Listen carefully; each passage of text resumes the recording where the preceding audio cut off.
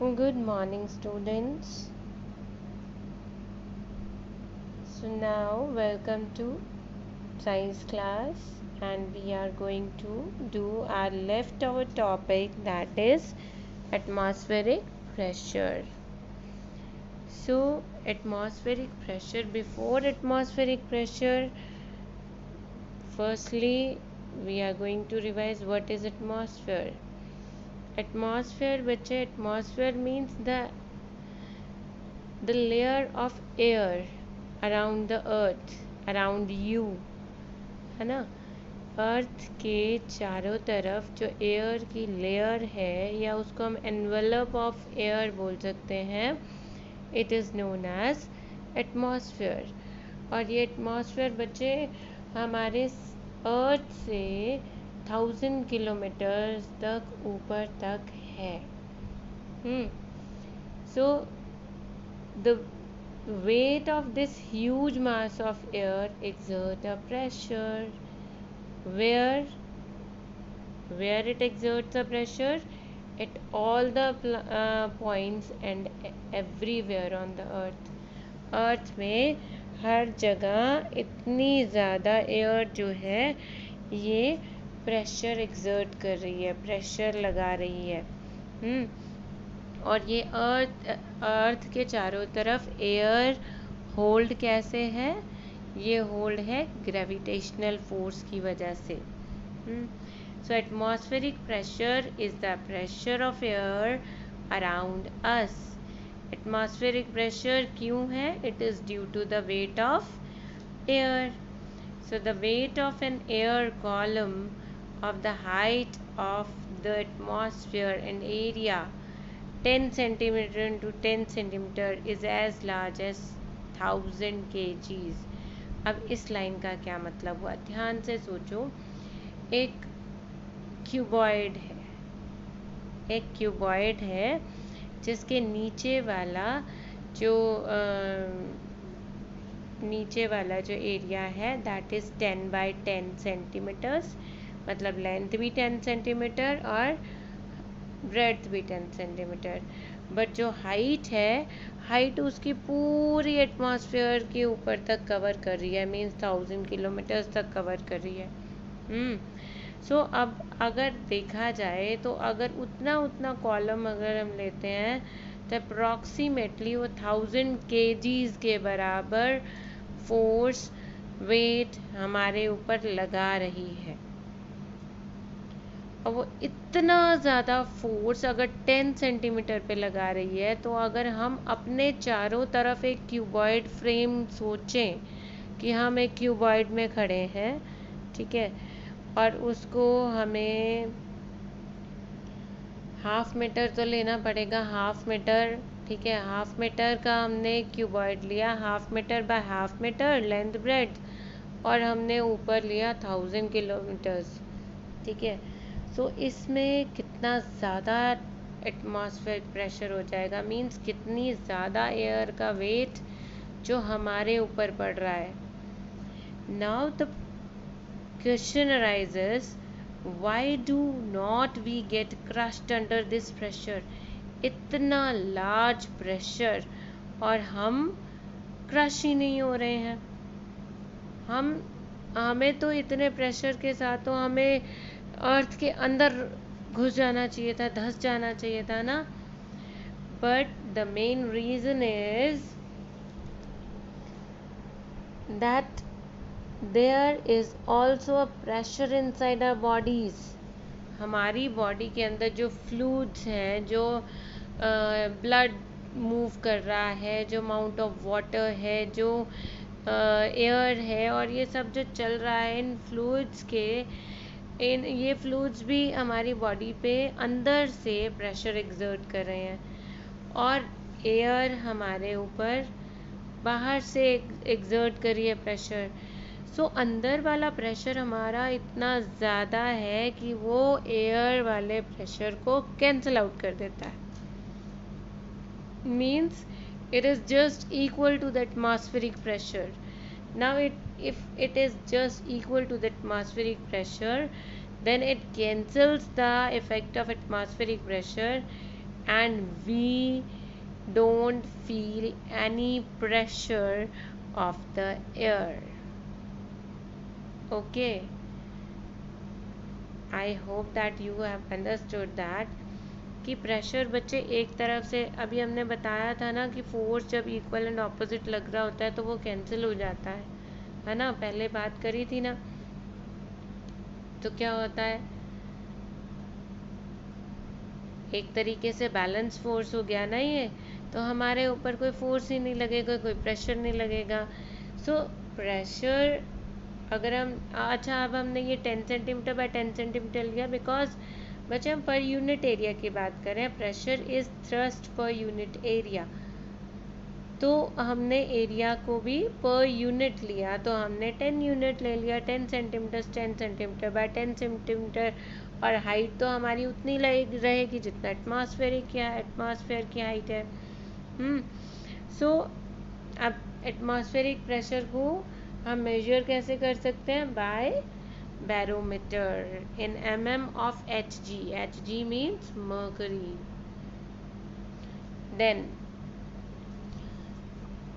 do air exert pressure in all directions? ये कैसे पता चलेगा, अब ये आ सकता है how you can tell, how you can explain with an activity that air exert pressure in all directions. ये आपके एग्जाम में आ सकता है, ठीक है।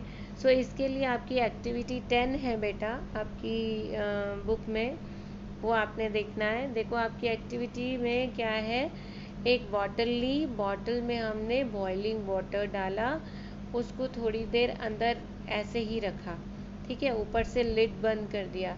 लिड बंद करने के बाद हमने वो वाटर बाहर निकाल लिया, और फिर हमने जब उसका लिड दोबारा से बंद करा तो हमने देखा कि वो बॉटल पूरी क्रश हो जाती है।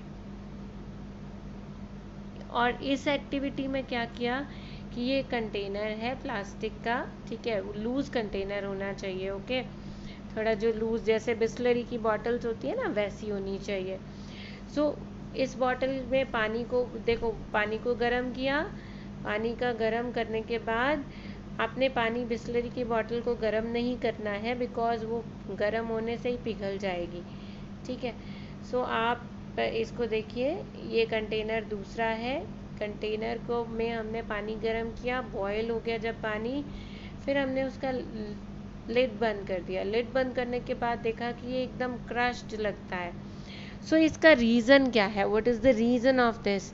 इसका रीज़न ये है कि जब अंदर की हवा गर्म हो जाती है तो गर्म होके जो गर्म हवा होती है वो एक्सपैंड हो जाती है ना, आपने 7th क्लास में पढ़ा था sea breeze and land breeze में, जब वार्म एयर होती है वो एक्सपैंड हो जाती है और एक्सपैंड होके हल्की हो जाती है और हल्की होके वो ऊपर चली जाती है एटमॉस्फेयर में। सो इसी तरीके से यहाँ पे भी जो गर्म हवा है वो एक्सपैंड हो गई और एक्सपैंड होकर हल्की हो गई और काफ़ी ज़्यादा एयर बाहर चली गई उस कंटेनर से, ठीक है।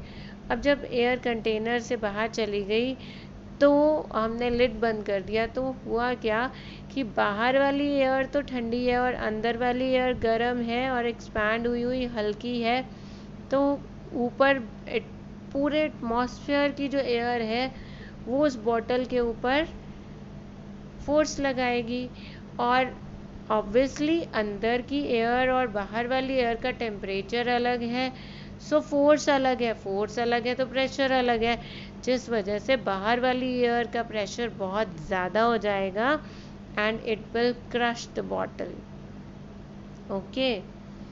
देन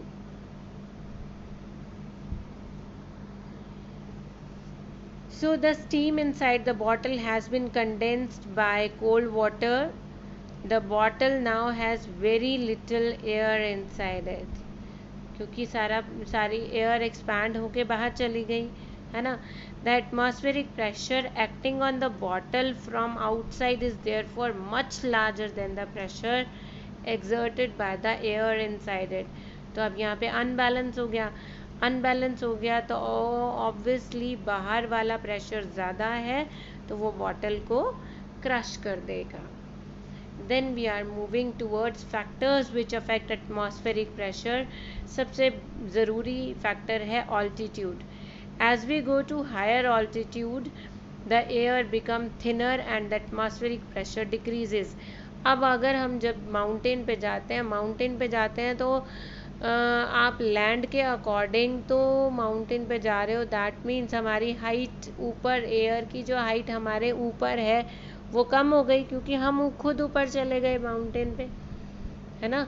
मतलब जब हम लैंड पे होते हैं तो हमारे ऊपर 1000 किलोमीटर्स का एटमॉस्फेयर है, और अगर हम 50 किलोमीटर्स ऊपर चले गए माउंटेन पे तो वो 50 किलोमीटर्स बचे, कम हो गया ना 1000 किलोमीटर्स में से.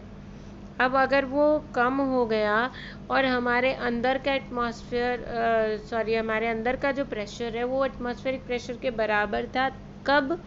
जब हम लैंड पे थे. अब वही प्रेशर इनसाइड अंदर का है, बट हम ऊपर वाले लेवल पे आ गए तो हुआ क्या कि ऊपर वाली एयर का प्रेशर कम हो गया, है ना. सो जैसे जैसे हम ऊपर वाली हाइट पे जाते हैं, मतलब ऊपर जाते हैं, हाइट पे जाते हैं माउंटेन पे, या एरोप्लेन पे हम हैं. एरोप्लेन पे भी अगर हम हैं तो एरोप्लेन में बहुत लोगों को ना कान में अजीब सी सीटी बजने लगती है, या नोज़ ब्लीडिंग सी होने लगती है. तो एरोप्लेन के जो केबिन्स हैं उनको प्रेशराइज्ड करके रखते हैं, मीन्स उतना प्रेशर बना के रखते हैं जितना एटमॉस्फेयर का होता लैंड पे. ठीक है. सो ये क्वेश्चन आ सकता है that why aeroplanes have the pressurised cabins. Okay. So जैसे जैसे आप एक ऑल्टीट्यूड पे ऊपर जाएंगे एयर का प्रेशर कम होता जाएगा. क्यों? क्योंकि आपके ऊपर उतनी एयर बची नहीं, आप ऊपर आ गए हो, लेकिन आपकी बॉडी के अंदर उतना ही प्रेशर है. So it will get unbalanced, it will not get cancelled, and so atmospheric pressure will decrease. Then comes the temperature. As we have done the activity just before this page, so what we see is that air expands on heating. जैसे ही हम air को गर्म करेंगे so it will expand, तो वो बहुत थोड़े से एरिया में थोड़े से पार्टिकल रह जाएंगे, है ना. सो वो बहुत दूर दूर चले जाएंगे पार्टिकल्स, जिससे क्या होगा कि वहाँ का एटमॉस्फेरिक प्रेशर कम हो जाएगा. So we can say that as we increase the temperature atmospheric pressure will decrease. Okay. So then we come to humidity. Humidity means water vapor. Again, water vapor, when water vapor will form? When the temperature is higher. So water vapor is lighter than air. Therefore humid air जो होती है वो lighter होती है dry air से. Hence air pressure again decreases as the humidity increases. So as the altitude increases, air pressure decreases. As the temperature increases, air pressure decreases. Similarly, as the humidity increases, air pressure decreases. So these three factors affect the atmospheric pressure. Okay. Then see the applications of air pressure in our daily life. First is syringe. Working of syringe. Syringe में पीछे जो piston लगी होती है जिसको हम आगे करते हैं, आगे पीछे कर सकते हैं, पुल कर सकते हैं, पुश कर सकते हैं. सो वो एक एटमॉस्फेरिक प्रेशर, उसका एक प्रेशर अंदर से है, ठीक है, उसके अकॉर्डिंग रहेगा. देखो अब जैसे लिक्विड है, हमने क्या किया, सिरिंज को लिक्विड में डाला और तब पिस्टन के अंदर कोई प्रेशर नहीं है, कोई एयर नहीं है, ठीक है, हमने पूरा उसको बंद कर रखा है तो पिस्टन में कोई एयर नहीं है. अब जैसे ही हम पिस्टन को अपनी तरफ पुल करेंगे तो क्या होगा, अंदर का जो एटमॉस्फेरिक प्रेशर था वो कम था, कम होने की वजह से लिक्विड के ऊपर तो एटमॉस्फेरिक प्रेशर, जो वेसल में जो लिक्विड है उसमें एटमॉस्फेरिक प्रेशर पूरा पड़ रहा है.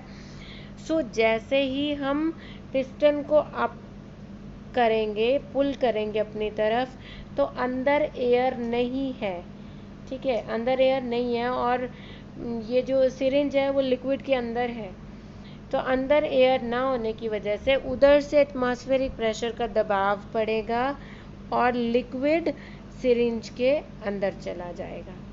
ठीक है, देखो एरोज, देखो बेटा, लिक्विड के ऊपर एरोज पड़ रहे हैं, जिसकी वजह से वो दबाव पड़ रहा है, और वो कहीं पे भी उसको लो प्रेशर मिलेगा तो वो उस तरफ वो लिक्विड चला जाएगा। ठीक है, तो सिरिंज में इसी तरीके का काम होता है। When the piston is pulled up, the atmospheric pressure inside the cylinder will decrease. The atmospheric pressure outside pushes the liquid up into the syringe. Means जब, क्योंकि अगर हवा में हम करते ना, अगर हम हवा में पिस्टन रख के पिस्टन को करते तो एयर अंदर चली जाती, लेकिन हमने सिरिंज को लिक्विड में रखा तो एयर अंदर नहीं जा पाई, है ना। So next is straw. अब स्ट्रॉ में भी सेम केस है।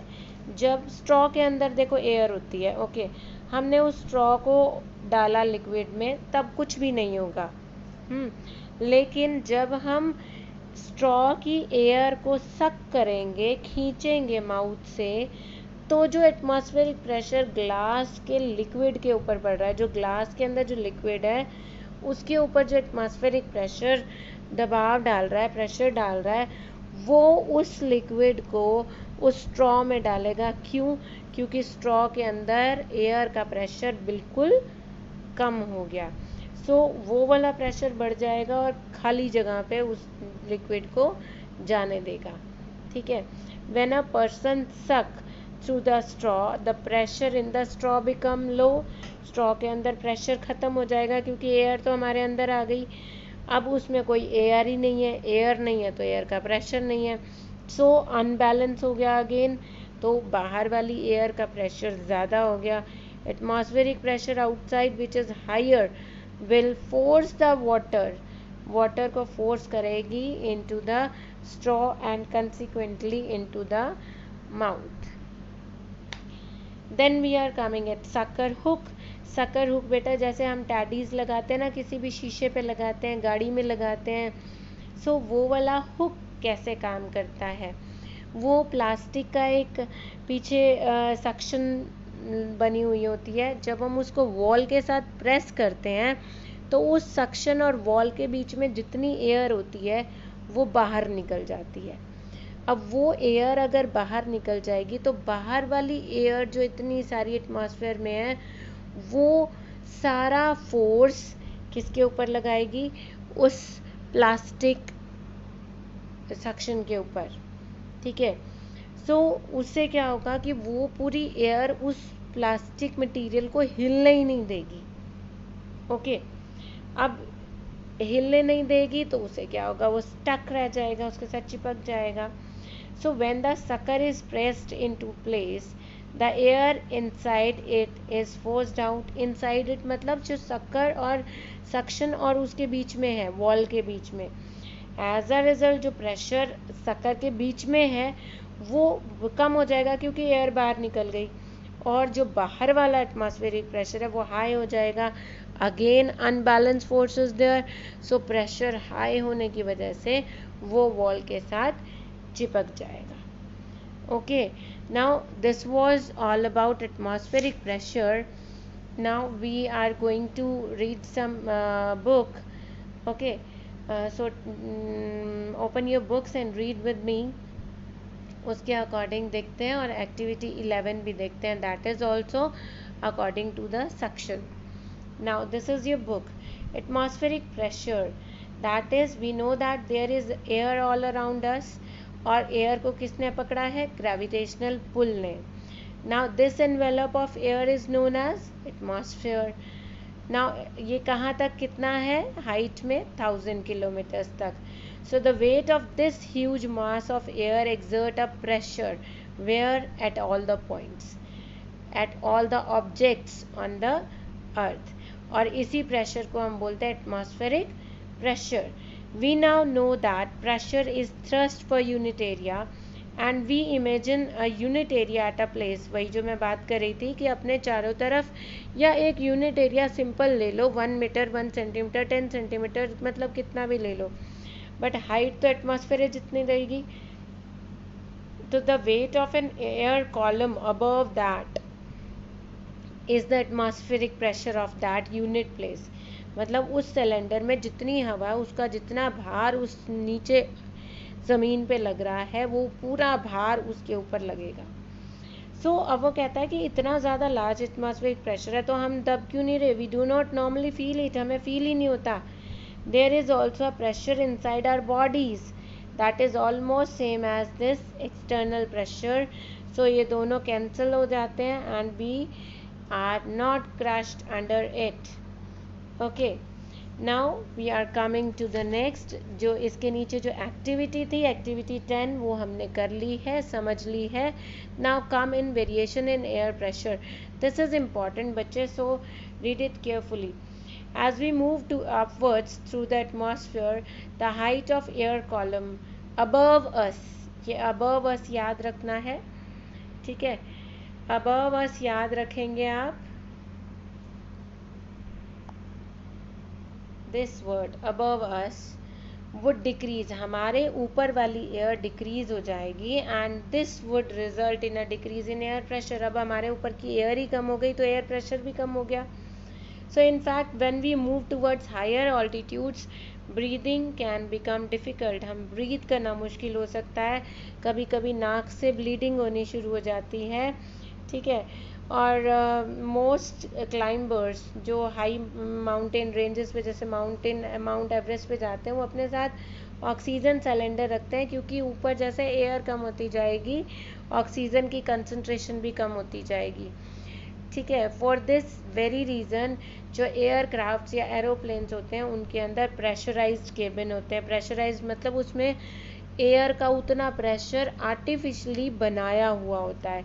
So the air pressure in these is increase to the sufficient value ताकि पैसेंजर्स को कोई प्रॉब्लम ना हो.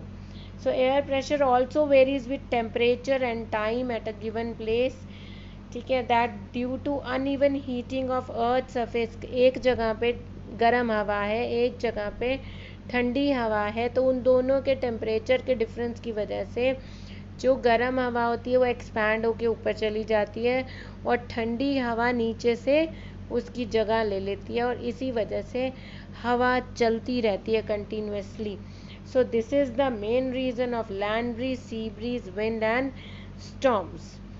Okay, so these two paragraphs are very important because these are used in application ki why sometimes we have bleeding from nose, okay, why the climbers take oxygen cylinders with them, why aircrafts have pressurized cabins, why at higher altitude sometimes we feel difficult to breathe, okay, and what is the main reason of land breeze, sea breeze, winds and storm.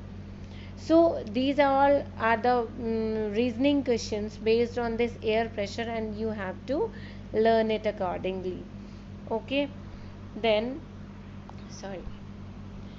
activity 11 is there. Before this you are having importance of atmospheric pressure that you have done. अभी application of atmospheric pressure में मैंने अभी समझाया जो है straw कैसे काम करता है और आपका रबर शक्कर या सिरिंज कैसे काम करता है.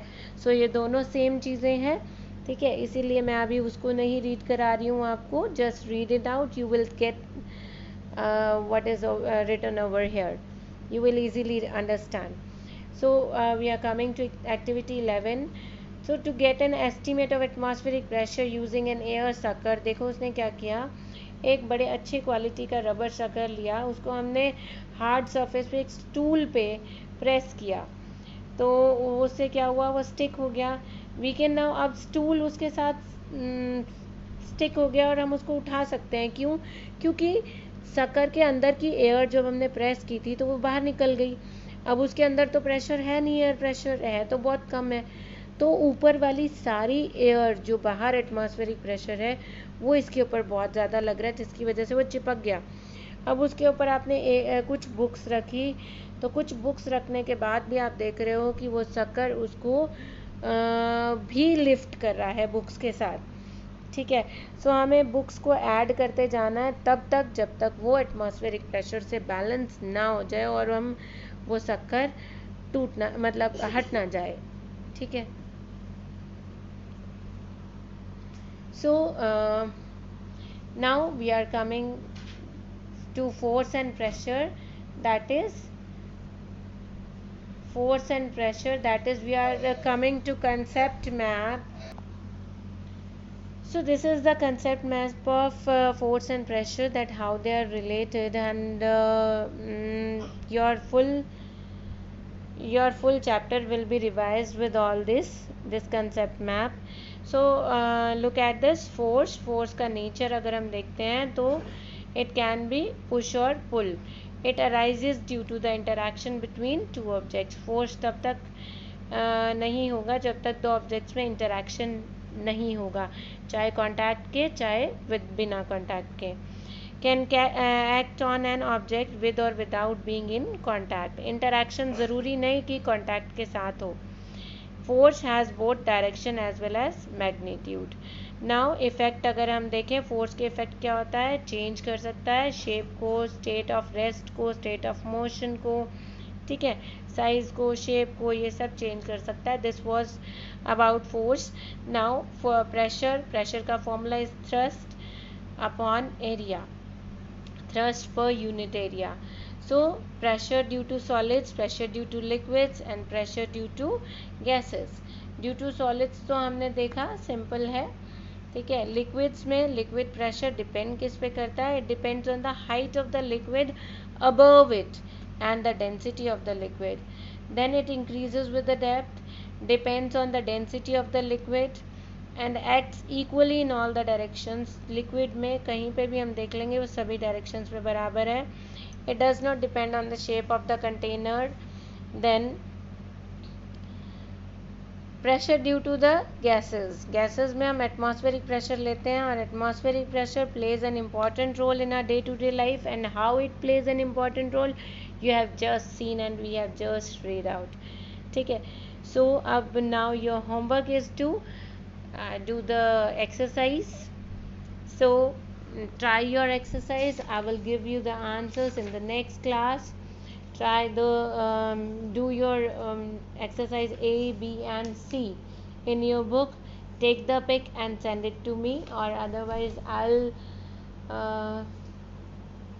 tell you the answers and then I will give you the notes of this chapter. Okay, up to that time you have to find out the answers of reasoning question, that is question number 3 of part E, question number 4, 5, 6 of part E. Fine. Then some questions are there in part D also. Look out for this.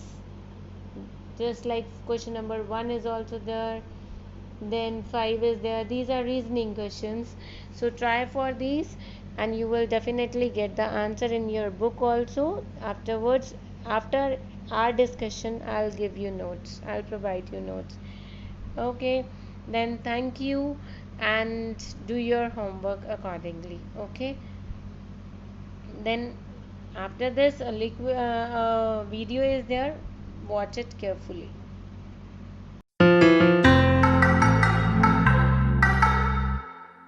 हम सभी दिशाओं से हवा से घिरे हुए हैं. हमारे आसपास हवा का एक एनवेलप है जिसे हम एटमॉस्फेयर कहते हैं. क्या हवा पृथ्वी के ऑब्जेक्ट्स पर भी प्रेशर डालती है? हमारे पिछले वीडियो में हमने पढ़ा कि सारी दिशाओं में लिक्विड कैसे प्रेशर एक्सर्ट करता है. एग्जाम्पल के तौर पर हमारे पास यहाँ एक बीकर में पानी है. ग्रेविटी की वजह से ये पानी जमीन की ओर खींचा चला जाता है. अगर हम इस पानी को अलग अलग लेयर्स में बांट दें तो हर एक लेयर को जमीन अपनी ओर खींचेगी. इस खिंचाव के कारण पानी नीचे की ओर प्रेशर डालता है और ये प्रेशर पूरी तरह असामान्य होता है. नीचे की लेयर ऊपरी लेयर की तुलना में ज्यादा प्रेशर का अनुभव करती है. इसका कारण यह है कि जैसे जैसे हम ऊपर की ओर जाते हैं नीचे की लेयर पर पानी का वजन ज्यादा होता है और प्रेशर कम होता है. वास्तव में हमने देखा है कि पानी सभी दिशाओं में प्रेशर डालता है और ना कि सिर्फ नीचे की दिशा में। एक और बात जो हमने लिक्विड प्रेशर के बारे में पढ़ी है वो ये है कि किसी भी पॉइंट पर लिक्विड में सभी दिशाओं में प्रेशर हमेशा एक जैसा रहता है।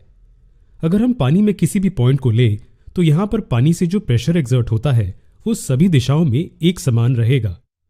हवा भी उसी तरह से बर्ताव करती है। पानी की तरह हवा को भी पृथ्वी की ग्रेविटेशनल फोर्स नीचे की ओर खींचती है। ये फोर्स हवा पर नीचे की दिशा में प्रेशर अप्लाई करती है। हवा द्वारा डाले हुए प्रेशर को एयर प्रेशर या फिर एटमॉस्फेरिक प्रेशर भी कहते हैं। क्या आप जानते हैं कि एटमॉस्फेयर भी अलग अलग लेयर्स में बटा हुआ है? एटमॉस्फेयर 5 हिस्सों में बटा हुआ है। उनके नाम हैं ट्रोपोस्फेयर, स्ट्रेटोस्फेयर, मीजोस्फेयर, थर्मोस्फेयर और एक्सोस्फेयर। ट्रोपोस्फेयर जो सबसे नीचे की लेयर है उसका प्रेशर उसके ऊपरी लेयर्स के प्रेशर के मुकाबले ज्यादा होता है। और मुझे यकीन है कि आप इसका कारण जानते ही होंगे क्यों। इसका कारण है कि ट्रोपोस्फेयर के ऊपर हवा का वजन ज्यादा होता है ऊपर हवा के वजन के मुकाबले, जैसे कि स्ट्रेटोस्फेयर। हवा का प्रेशर हर दिशा में काम करता है और न कि सिर्फ नीचे की दिशा में। और अंत में लिक्विड्स में प्रेशर की तरह ही पृथ्वी की सरफेस के ऊपर एक विशेष ऊंचाई पर हवा का प्रेशर भी सभी दिशाओं में समान होता है। अगर मैं इन दोनों पॉइंट्स को पृथ्वी की सरफेस से एक ही दूरी पर लेता हूं तो इस पॉइंट पर हवा दूसरे पॉइंट पर हवा की तरह सभी दिशाओं में एक समान प्रेशर डालेगी। अब एक दिलचस्प ग्राफ देखते हैं। ये ग्राफ जो एक पर्टिकुलर ऊंचाई पर प्रेशर को रिप्रेजेंट करता है। ये ग्राफ ये भी रिप्रेजेंट करता है कि कैसे प्रेशर एक लेयर से दूसरे लेयर तक बदलता है। ट्रोपोस्फेयर लेयर पृथ्वी के सरफेस से सबसे नजदीक है और इस लेयर में प्रेशर 100,000 पास्कल तक बढ़ता है। यहां पास्कल्स को पीए से रिप्रेजेंट करते हैं जो प्रेशर का एसआई यूनिट है। यह एक बहुत भारी प्रेशर है। यह प्रेशर पृथ्वी की सरफेस पर ऑब्जेक्ट्स को पुश और पुल करता है। एग्जाम्पल के तौर पे हम एक टेबल लेते हैं जिसकी ऊपरी सरफेस 1 बाय 1 मीटर की हो। हवा जो प्रेशर नीचे की दिशा में टेबल पर डालती है वो 1 लाख पास्कल से भी ज्यादा होता है। ये टेबल पर 10 गाड़ियों के रखे जाने के बराबर होता है। जी हां, 10 गाड़ियां। मुझे पता है आप क्या सोच रहे होंगे, क्यों नहीं इतने विशाल प्रेशर के नीचे सरफेस कोलैप्स हो जाती है? ये इस तरह से बड़े प्रेशर को कैसे हैंडल करती है? थोड़ी देर पहले हमने कहा था कि पृथ्वी के सरफेस के ऊपर के पॉइंट्स पर प्रेशर सभी दिशाओं में बराबर होता है। तो प्रेशर टेबल के हर एक पॉइंट पर सभी दिशाओं में बराबर है। यानी कि अगर डाउनवर्ड प्रेशर बड़ी फोर्स से टेबल की सरफेस को पुश करता है तो अपवर्ड प्रेशर भी उसी फोर्स से ऊपर की दिशा में उसे पुश करता है। दोनों ही फोर्सेस बैलेंस्ड हैं और इसलिए टेबल कोलैप्स नहीं होता है। जैसा कि मैंने कहा, प्रेशर सिर्फ इन 2 दिशाओं में ही एक्ट नहीं कर रहा है, वो सरफेस पर सभी दिशाओं से एक्ट कर रहा है। ऑपोजिट दिशाओं में एक्ट करने वाले प्रेशर्स एक दूसरे को कैंसिल कर देते हैं। ये एक अच्छा एक्सपेरिमेंट है जिसे आप घर पर भी कर सकते हैं। एक पानी से भरी हुई प्लास्टिक की बोतल लीजिए और उसके खुले हुए हिस्से पर इस तरह कार्डबोर्ड का कागज रख दीजिए। इस कागज को अपने हाथों में पकड़े रहें ताकि ये अपनी जगह से हिले नहीं, और अब बोतल को पलट दें। अब कागज को छोड़ दें। आपने क्या देखा? कार्डबोर्ड पेपर सरफेस पर चिपका हुआ है। यह सरफेस पर क्यों रुका हुआ है? यह सरफेस पर हवा के प्रेशर के कारण रुका हुआ है जो इस कागज को ऊपरी दिशा में पुश कर रहा है। यह हवा का प्रेशर ऊपर की ओर सफिशिएंट होता है उस प्रेशर को काउंटर करने के लिए जो पानी नीचे की ओर पुश करता है। अब कुछ छेद करें बोतल के नीचे वाले हिस्से में। अब क्या हुआ? कागज क्यों गिर गया? क्या ऊपर की ओर प्रेशर ने उस पर काम करना बंद कर दिया या फिर क्या उसकी वैल्यू कम हो गई? ऐसा नहीं है। उस पर ऊपर की ओर से हवा का प्रेशर वही है, पर नीचे की ओर उसमें प्रेशर की वैल्यू बढ़ गई है। जब हमने बोतल में छेद किया तो हमने हवा को ऊपर से उसके अंदर जाने की जगह दे दी। तब हवा ऊपर की ओर से प्रेशर डालने लगी पानी पर। ऊपर की ओर से पानी और हवा का मिला हुआ प्रेशर आसानी से काबू करता है नीचे की ओर से हवा के प्रेशर को। इसलिए यहां नेट फोर्स कागज पर नीचे की दिशा में काम करती है, यानी कि नीचे की दिशा में ज्यादा प्रेशर है। यही कारण है कि क्यों कागज अलग हो गया सरफेस से।